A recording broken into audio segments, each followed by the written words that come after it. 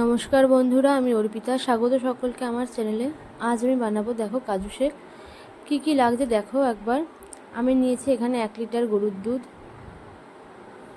নিয়েছি কাজু পেস্ট 50 গ্রাম, custard powder, আধ ভাঙা করে রাখা কাজু বাদাম, নিয়েছি চিনিটাকে আমি আগে থেকে মিক্সিতে গুঁড়ো করে নিয়েছি। তোমরা চাইলে নর্মাল চিনি ব্যবহার করতে পারো।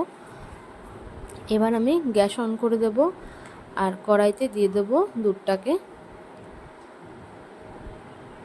আমি গ্যাসের ফ্লেম মিডিয়াম করে রেখেছি।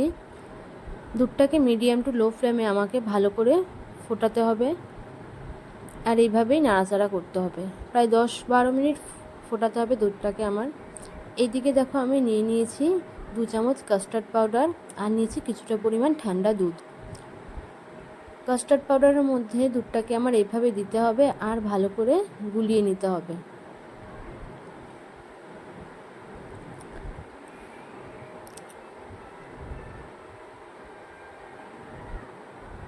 অন্যদিকে আমি দেখো আবারও কড়াইয়ের মধ্যে দিয়ে দিয়েছি চিনির গুঁড়োটাকে। এখানে আমি 100 গ্রামের কাছাকাছি চিনি ব্যবহার করেছি। চিনিটা দেওয়ার পর কিছুক্ষণ নাড়াচাড়া করে নেব আমি দুধটাকে। তারপর আমি এর মধ্যে দিয়ে দেব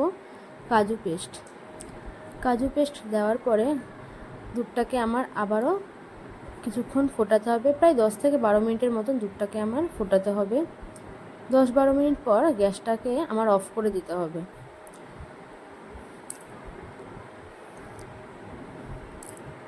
এবার দুধের মধ্যে আমার দিয়ে দিতে হবে কাস্টার্ড পাউডারটা। আমি অল্প অল্প করে কাস্টার্ড পাউডারটা দুধের মধ্যে দেব আর এইভাবেই নাড়াচাড়া করব। একবারে কাস্টার্ড পাউডারটা দেব না, না হলে নিচে লেগে যাওয়ার সম্ভাবনা থাকে। এইভাবে কিছুক্ষণ নাড়াচাড়া করে নেওয়ার পর আমি আবার গ্যাসটা অন করে দেব। গ্যাস অন করে দেওয়ার পরে আমাকে দুধটাকে প্রায় 9 থেকে 10 মিনিট ভালো করে ফোটাতে হবে আর এইভাবে নাড়াচাড়া করতে হবে।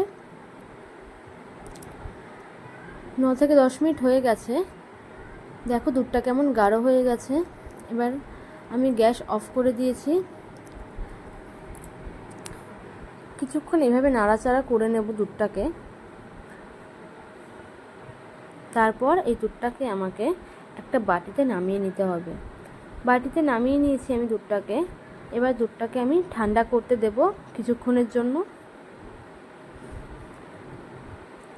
এবার ওই ঠান্ডা দুধটাকে আমার মিক্সির জারের মধ্যে নিতে হবে মিক্স করবার জন্য।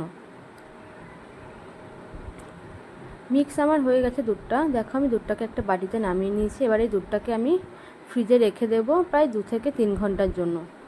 3 ঘন্টা পরে আমি ফ্রিজ থেকে দুধটাকে নামিয়ে নিয়েছি। দেখো দুধটা কি সুন্দর গাঢ় হয়ে গেছে।